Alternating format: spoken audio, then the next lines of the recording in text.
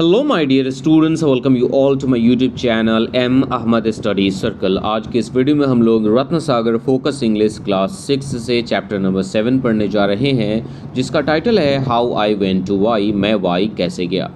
जैसे कि हम लोग कहते हैं ना कि how I went to Delhi, how I went to Chennai, how I went to Mumbai, कि मैं दिल्ली कैसे गया, मैं मुंबई कैसे गया, मैं चेन्नई कैसे गया। वैसे ही यहाँ पर वाई एक जगह का नाम है और हमारा नैरेटर हमें बता रहा है कि वो वाई कैसे गया था, वो वाई कैसे पहुँचा था।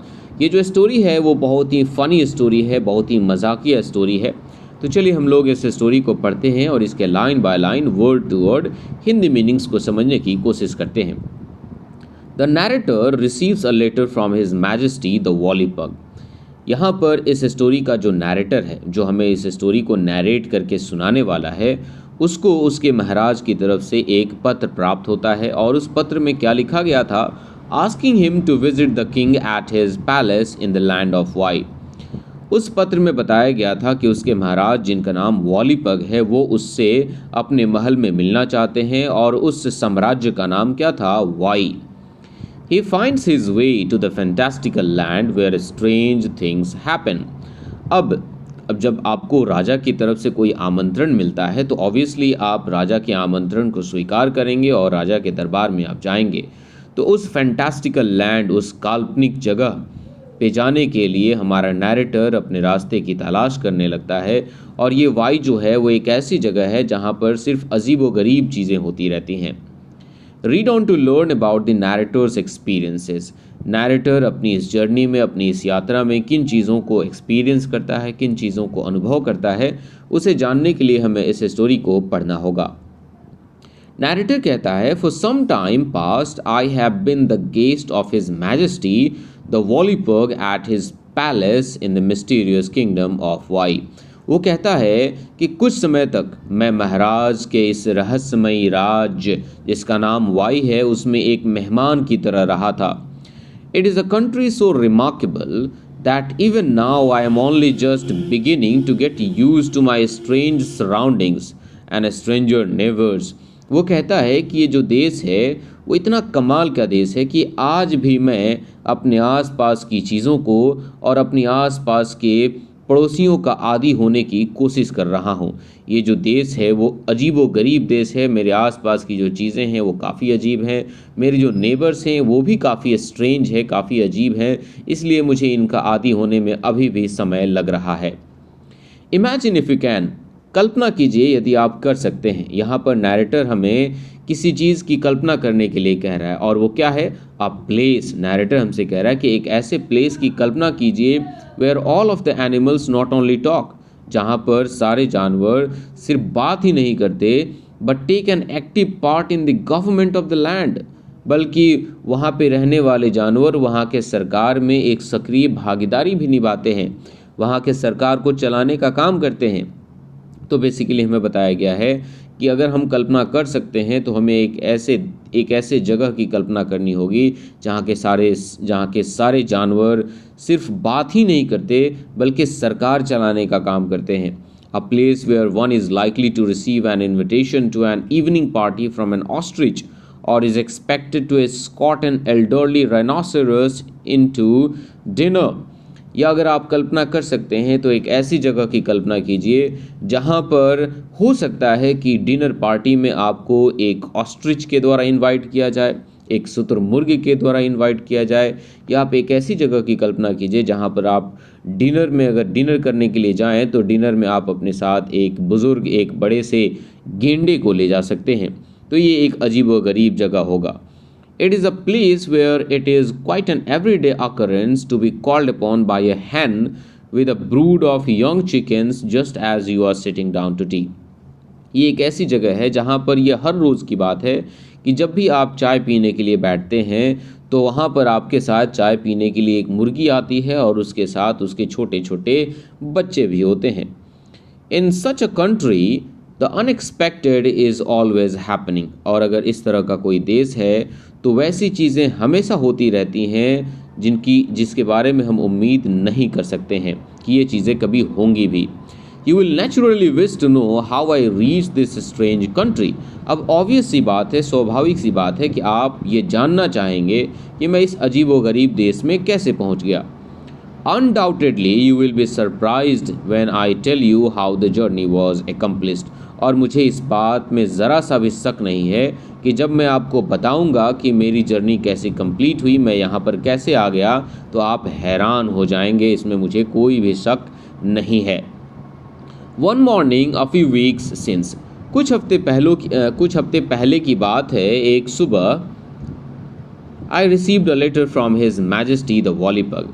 हमारा नैरेटर कहता है कि बस कुछ ही हफ्ते पहले की बात है, उसे उसके महाराज जिसका नाम है वॉलीपग, उसकी तरफ से एक पत्र प्राप्त हुआ था. He asked me to visit him at his palace at Why. और उस पत्र में कहा गया था कि मुझे महाराज से उनके महल वाई में जाकर मिलना होगा. और वाई उनके साम्राज्य का, उनके देश का नाम है. The Volipug wanted me to assist him in establishing some of our social customs and methods of government which he had so greatly admired during his visit to England and which he was desirous of imitating in his own land. कहने की बात ये है, या समझने वाली बात ये है कि वॉलीपग जो है वो ये चाहते थे कि मैं हमारे समाज के कुछ रीति रिवाजों को और सरकार चलाने के कुछ तरीक़ों को इस्टेब्लिश करने में, हमारे साम्राज्य में उसे स्थापित करने में मैं महाराज की मदद करूं. और महाराज इंग्लैंड की यात्रा पर गए थे और वहां पर उन्होंने इन सभी चीज़ों को देखा था. और ये रीति रिवाज और सरकार चलाने की ये सारे जो मेथड्स हैं इंग्लैंड में उनको बहुत ही पसंद आए थे. और वो चाहते थे कि उनके देश में भी इन सारे सोशल कस्टम्स, इन सारे सामाजिक रीति रिवाज और सरकार चलाने के इन तरीक़ों को उनके देश में भी लागू किया जाए, और उसमें वो मेरी मदद चाहते थे. A little packet was enclosed with the letter. उस लेटर के साथ एक छोटा सा पैकेट भी लगा हुआ था, bearing the words, और उस लेटर में इस तरह के वर्ड्स लिखे गए थे. The shortest way to Why, कि वाई पहुंचने का सबसे छोटा रास्ता कौन सा है. This side up with anxiety. और आगे लिखा गया था कि इसको एंग्जाइटी के साथ, टेंशन के साथ इसे खोलें. तो कोई भी चीज़ टेंशन के साथ, घबरा कर कैसे खोला जा सकता है? किसी भी चीज़ को सावधानी के साथ खोला जा सकता है. Well I thought I suppose they mean this side up with care. Well मैंने सोचा कि शायद वे लोग ये लिखना चाहते थे कि इसे सावधानी के साथ खोलें, बट उन्होंने गलती से केयर की जगह पर एंग्जाइटी लिख दिया है. I was proceeding very carefully to open the packet when a gust of wind rushed in at the window and blowing open the paper wrapper scattered the contents. और जैसे ही मैं बड़े ही सावधानी के साथ आगे बढ़ रहा था कि मैं उस पैकेट को खोलूं, तभी हवा का एक झोंका बहते हुए आता है. और हवा का झोंका वो बहते हुए खिड़की तक आता है और वो उस पेपर रैपर को उड़ा देता है, और उसमें जो भी चीज़ें रखी गई होती हैं वो चारों तरफ बिखर जाती हैं. A little white powder. और उस पैकेट में क्या रखा हुआ था? थोड़ा सा सफ़ेद पाउडर. In all directions. और वो पाउडर हर दिशाओं में क्या हो जाता है? बिखर जाता है. Some particles flew up into my eyes and caused them to smart so violently that I was forced to close them for some time till the pain had gone. और उस सफ़ेद पाउडर, उस वाइट पाउडर के कुछ particles उड़कर मेरी आंखों में चले जाते हैं, और जिसकी वजह से मेरा आँख इतना ज़ोर से दर्द करता है कि मैं मजबूर हो जाता हूँ अपनी आँखों को तब तक बंद रखने के लिए जब तक कि दर्द गायब नहीं हो जाता. When I opened them again, जब मैंने अपनी आँखों को दोबारा फिर से खोला, What do you think? आपको क्या लगता है कि मेरे साथ क्या हुआ था? I was no longer in my study at home. तब मैंने देखा, जब मैंने अपनी आँखों को दोबारा खोला तो मैंने देखा कि अब मैं अपने घर पर तो बिल्कुल भी नहीं हूँ. अब मैं अपने घर पर, अपने स्टडी रूम में तो बिल्कुल भी नहीं हूँ, but out on a kind of Heath in the brilliant sunshine miles from a house of any kind. मैंने देखा कि मैं एक खुले मैदान में खड़ा हूँ जहाँ पर बहुत ही तेज़ धूप खिली हुई है, और उस मैदान के चारों तरफ मीलों मील तक एक भी घर नज़र नहीं आ रहा है. A finger post stood a little way in front of me. मेरे सामने थोड़ी सी दूरी पर एक फिंगर पोस्ट लगा हुआ था. मैं आपको दिखाना चाहूँगा कि फिंगर पोस्ट किसे कहते हैं. इस चीज़ को हम लोग फिंगर पोस्ट कहते हैं. आपको दिख रहा होगा एक खंबा होता है और अलग अलग जगहों पर जाने के लिए उसमें डायरेक्शंस दिए गए रहते हैं. तो ये रहा एक फिंगर पोस्ट. चलिए वापस हम लोग अपने टॉपिक पे आते हैं। तो उसने कहा कि वो देखता है कि उसके सामने थोड़ी सी दूर पर एक फिंगर पोस्ट लगा हुआ था। I could see that 3 roads met just here. मैं देख सकता था कि वहाँ पर 3 सड़कें आकर मिल रही थी। Anxiously I hurried up to the post to see where I was. और काफ़ी घबराए हुए, काफ़ी चिंता के साथ मैं दौड़े हुए वहाँ पर गया, ये देखने के लिए कि अब मैं कहाँ पर आ गया हूँ, मैं अचानक से यहाँ पर कैसे आ गया हूँ। One arm pointed to nowhere. अब वो जो फिंगर पोस्ट था उसमें कुछ आर्म्स लगे हुए थे और उसमें एक आर्म पॉइंट कर रहा था नोवेयर के लिए, कि ये जो सड़क अगर आप पकड़ कर जाएंगे तो आप नोवेयर चले जाएंगे। नोवेयर एक जगह का नाम है। And I certainly don't want to go there I thought. और मैंने सोचा कि मैं तो नोवेयर तो बिल्कुल भी नहीं जाऊँगा। The other one was inscribed to somewhere. और जो दूसरा उसमें आर्म लगा हुआ था फिंगर पोस्ट में, वो दिखा रहा था कि अगर आप इस सड़क को पकड़ते हैं तो आप समवेयर चले जाएंगे, which was decidedly a little better, जो कि नोवेयर से तो कहीं ज़्यादा बेहतर था। But the third one said to everywhere else. और जो तीसरा वाला पोस्ट था, फिंगर था, वो बता रहा था कि अगर आप इस सड़क को पकड़ते हैं तो आप एवरीवेयर एल्स चले जाएंगे। तो ये सारे के सारे जगहों के नाम है। नोवेयर कहने का मतलब कहीं पर भी नहीं जाएंगे, समवेयर कहने का मतलब कहीं ना कहीं तो चले ही जाएंगे, और एवरीवेयर एल्स कहने का मतलब हर जगह आप चले जाएंगे। एंड गुड ग्रेसियस मी। और ये देखकर मैं हैरान हो गया था। आई थॉट, मैंने सोचा, दैट्स नॉट मच यूज़, कि ये जो फिंगर पोस्ट जो लगे हुए हैं और ये जो डायरेक्शन बता रहे हैं कि अगर आप यहाँ ये रास्ता पकड़ते हैं तो आप नोवेयर जाएंगे, अगर आप ये रास्ता पकड़ते हैं तो आप समवेयर जाएंगे, अगर आप ये रास्ता पकड़ते हैं तो आप एवरीवेयर चले जाएंगे, इससे तो कोई फ़ायदा नहीं है। इससे लोग कैसे समझेगा कि उन्हें कहाँ जाना है। For I don't know in the least now which of the last 2 roads to take. अब वो कहता है कि उसे कुछ भी समझ में नहीं आ रहा था कि उसे उन दोनों लास्ट के रोड्स में से किसे लेना चाहिए। सबसे पहली बात, वो नोवेयर तो बिल्कुल भी नहीं जाना चाहता था। तो हमारे पास सिर्फ 2 ही रोड्स बचते हैं, या तो समवेयर जाने का या तो एवरीवेयर एल्स जाने का। और वो समझ नहीं पा रहा था कि उसे इन दोनों में से कहाँ पर या किस सड़क को लेना चाहिए, कहाँ जाना चाहिए। I was puzzling my brain as to what was the best thing to be done. मैं अपना दिमाग लगा ही रहा था कि इस मौके पर, इस सिचुएशन में वो सबसे अच्छी चीज़ क्या है जिसे किया जा सकता है। When I happened to look down the road leading to nowhere, तभी मैंने उस सड़क को देखा जो कि नोवेयर की तरफ जा रहा था। I saw a curious looking little person running towards me. मैंने देखा कि एक छोटा सा आदमी जो कि हाइट में बहुत ही छोटा है और वो काफ़ी क्यूरियस, काफ़ी एक्साइटेड लग रहा है और वो दौड़ते हुए मेरी तरफ आ रहा है। He had an enormous head and apparently his arms and legs were attached to it. और वो जो आदमी जो इनकी तरफ दौड़ते हुए आ रहा था, उसका सिर बहुत ही बड़ा था, उसका सिर काफ़ी बड़ा था।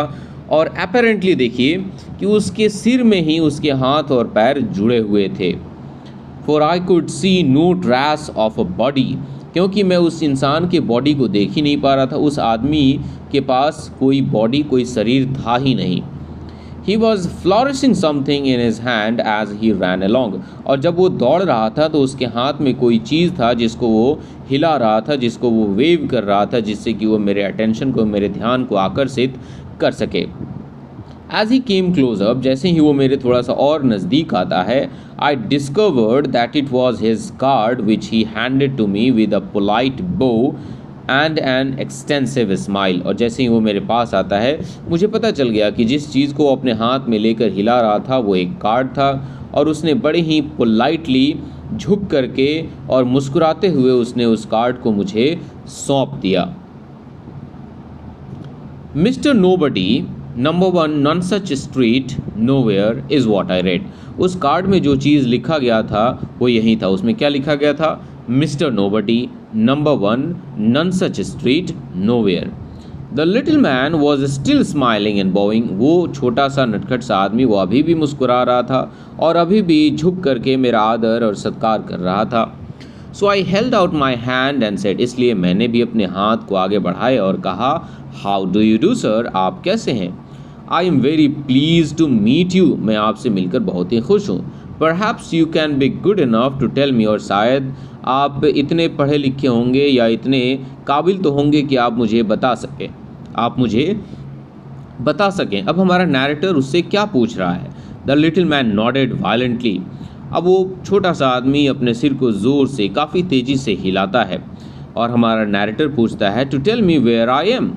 आई कॉन्टिन्यूड। मैंने पूछा कि मुझे बताओ कि मैं अभी कहाँ पर हूँ, ये कौन सी जगह है। हमारा नैरेटर उस छोटे से आदमी से पूछता है। Mister nobody looked very wise. और वो जो छोटा सा आदमी है उसका नाम क्या है, मिस्टर नोबडी। और वो मिस्टर नोबडी काफ़ी होशियार लग रहा था, काफ़ी वाइज लग रहा था। After a few moments thought, थोड़ा देर तक सोचने के बाद, ही स्माइल्ड, वो मुस्कुराने लगा, and nodded more violently than ever, और पहले से कहीं ज़्यादा तेज़ी से अपने सिर को हिलाने लगा, and simply pointed his finger at me, और बड़ी ही सिंपली, बड़ी ही मासूमियत के साथ उसने अपनी उंगली से मेरी तरफ इशारा किया।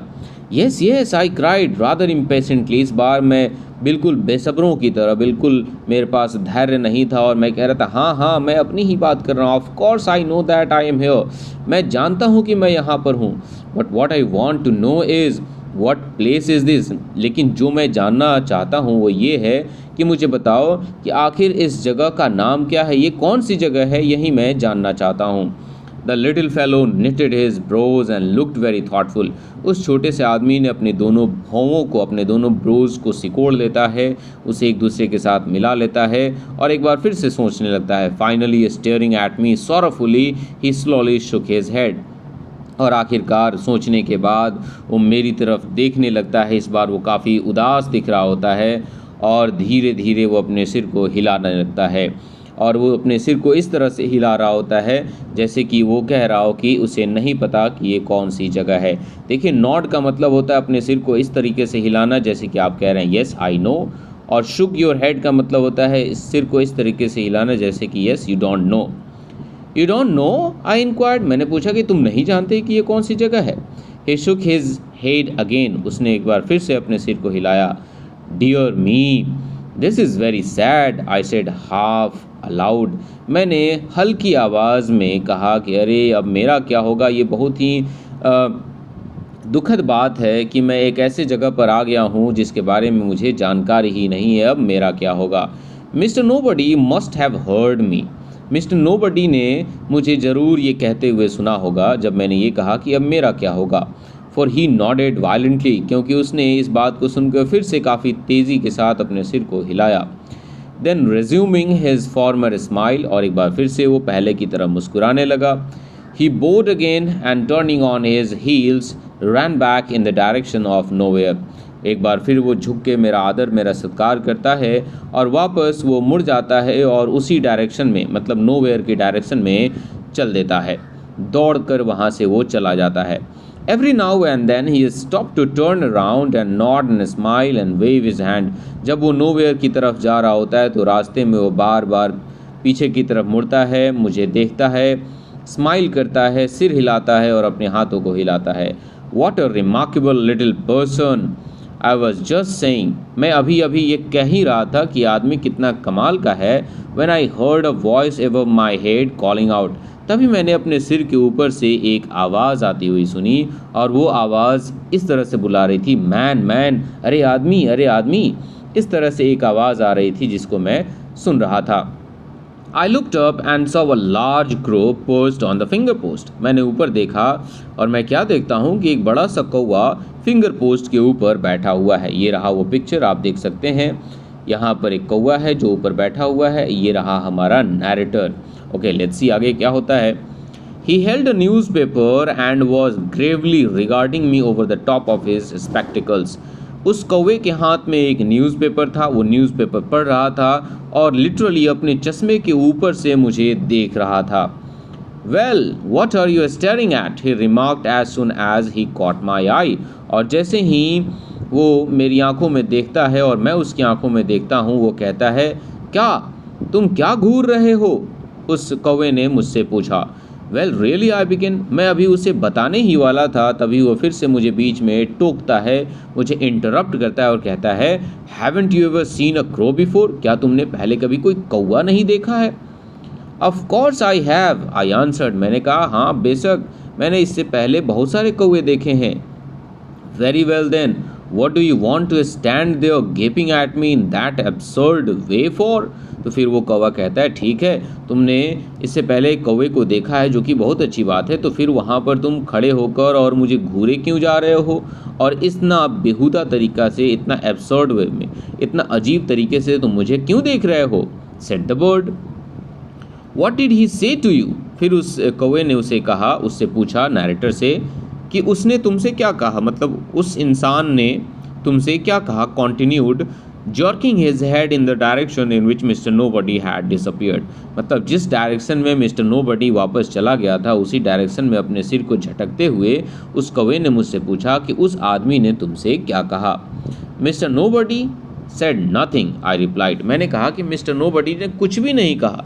Very well then, what was it, he asked, उसने कहा, ठीक है, लेकिन यह क्या था? अब वो कौवा इस हमारे नैरेटर से पूछता है कि यह क्या था। अब यह क्या था? What do you mean, I said, narrator कहता है कि मैंने कहा कि तुम्हारा मतलब क्या है, तुम क्या पूछना चाहते हो? Why you said nobody and nothing, didn't you? वो कौवा कहता है, अच्छा तुमने ये क्यों कहा, नोबडी और नथिंग? तुमने अभी कहा ना कि नोबडी और नथिंग, ये तुमने क्यों कहा? And as two negatives make an affirmative, that means he must have said something. और तुम जानते ही हो, वो कौवा कहता है कि तुम जानते ही हो कि दो नेगेटिव्स मिलकर एक एफर्मेटिव्स बनाते हैं। इसका मतलब तुमने कहा कि nobody said nothing, इसका मतलब उस आदमी ने तुमसे ज़रूर कुछ ना कुछ कहा होगा। I'm afraid I don't quite understand, I said. Narrator कहता है कि देखो मुझे डर लग रहा है, मुझे कुछ भी समझ में नहीं आ रहा है। Ignorant ostrich, remarked the crow. अब क्रो जो है, वो जो कौवा है, वो इसको टॉन्ट करता है, इसको चिढ़ाते हुए कहता है कि अरे ये जो ऑस्ट्रिच है, ये जो शुतुरमुर्ग है, वो कितना घमंडी है, कितना इग्नोरेंट है। तो यहाँ पर आप एक चीज़ देख रहे हैं कि जो कौवा है वो इस इंसान को एक ऑस्ट्रिच बुला रहा है, एक घमंडी शुतुरमुर्ग कह रहा है। I was too indignant to answer. Indignant का मतलब होता है गुस्सा हो जाना। अब मैं इतना ज़्यादा गुस्सा था कि मैं कुछ भी नहीं कह सकता था, मैं कुछ भी आंसर नहीं कर सकता था। So I walked away in the direction of somewhere. इसलिए मैं somewhere के डायरेक्शन में चलने लगा। Pursued by the sound of mocking laughter from the crow. और जब मैं somewhere के डायरेक्शन में जा रहा था तो वो कौवा मेरा पीछा कर रहा था और मुझे चिढ़ा रहा था। I had not gone far when I perceived a curious kind of carriage coming towards me. मैं अभी समवेयर की डायरेक्शन में ज़्यादा दूर नहीं गया था, तभी मैंने एक अजीबोगरीब कैरियज देखा, एक अजीबोगरीब गाड़ी देखा जो कि बहुत ही ज़्यादा क्यूरियस और अजीबोगरीब लग रहा था, जो कि मेरी तरफ आ रहा था। It was a sort of rickshaw, और ये जो कैरियज था वो एक प्रकार का एक रिक्शे जैसा दिख रहा था। And was drawn by A kangaroo, और इस कैरियज को कौन खींच रहा था? तो एक कंगारू खींच रहा था। Who was jerking it along behind me, और वो जर्क करते हुए, छलांग लगाते हुए मेरी तरफ आ रहा था, मेरे पीछे से आ रहा था। A large ape sat inside hugging a carpet bag, एक बड़ा सा एप, एक बड़ा सा लंगूर उस कैरियज में बैठा हुआ था और उसने एक कारपेट बैग को अपने सीने से लगा रखा था। उसने अपने एक कारपेट बैग को हक किया हुआ था। जब हम लोग किसी भी चीज़ को पकड़ते हैं अपने सीने और पेट के बल, तो उस चीज़ को हम लोग हक करना कहते हैं। The kangaroo stopped and stared at me in amazement, अब जब वो कंगारू मुझे देखता है तो वो रुक जाता है और हैरान परेशान होकर मुझे देखने लगता है।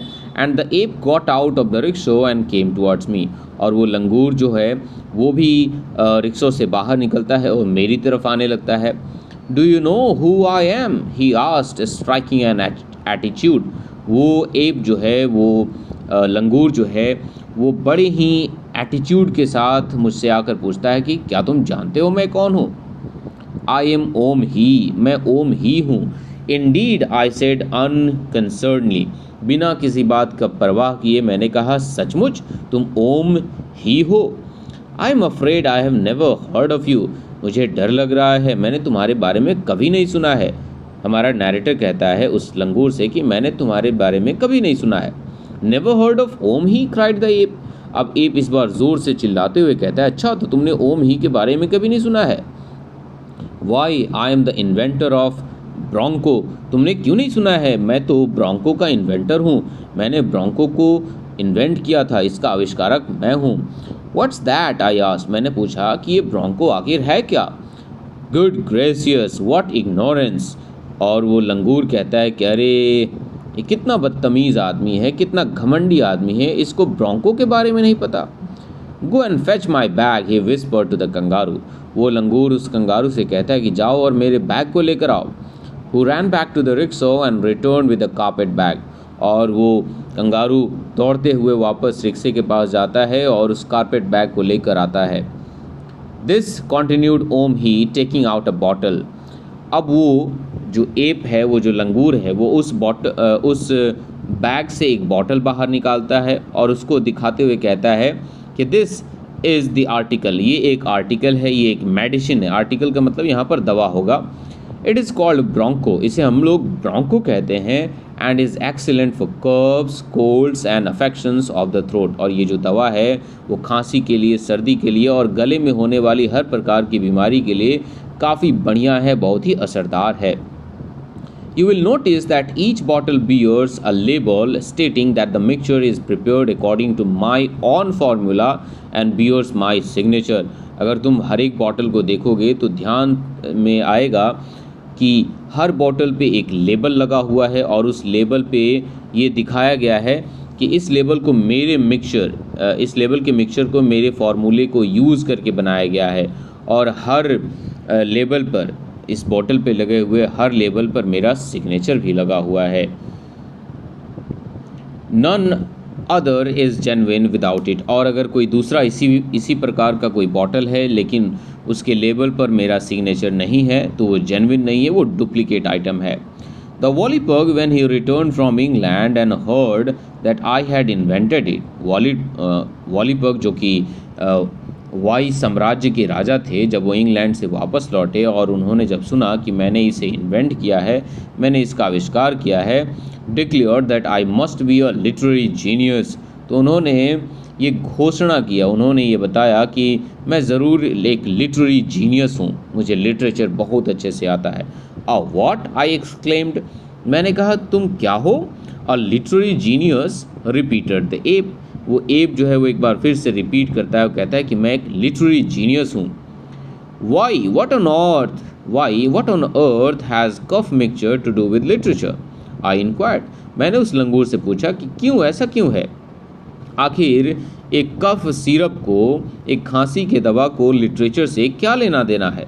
I don't know, I am sure, admitted Om Hi. Om Hi भी इस बात से अग्री करता है, वो कहता है कि मुझे भी नहीं पता कि लिटरेचर और कफ सिरप का क्या लिंक है। But the Wallypug said that in England anyone who invented anything of that sort was supposed to possess great literary talent। लेकिन वॉलीपग कहते हैं कि इंग्लैंड में अगर कोई भी इंसान इस तरह का कोई इन्वेंशन करता है, इस तरह का कोई आविष्कार करता है, तो कहा जाता है कि उसके पास लिटरेचर का काफ़ी शानदार टैलेंट होगा। The Wallypug, I exclaimed suddenly remembering. अब अचानक से मुझे याद आया कि हाँ, मुझे भी तो वॉलीपग ने ही बुलाया था उसके साम्राज्य वाई में जाने के लिए। तो मैंने ज़ोर से कहा, तुमने क्या कहा Wallypug? Am I anywhere near his kingdom of Why then? तो क्या मैं उसके साम्राज्य वाई के आसपास में हूँ? ऑफ कोर्स यू आर, बेशक आप वॉलीपग के साम्राज्य वाई के आसपास में हैं।